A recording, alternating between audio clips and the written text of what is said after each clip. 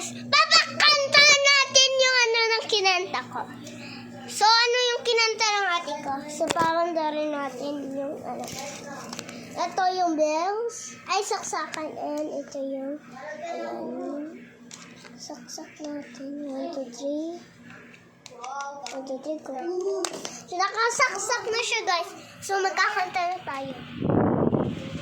Nakakanta natin. So, tingnan nyo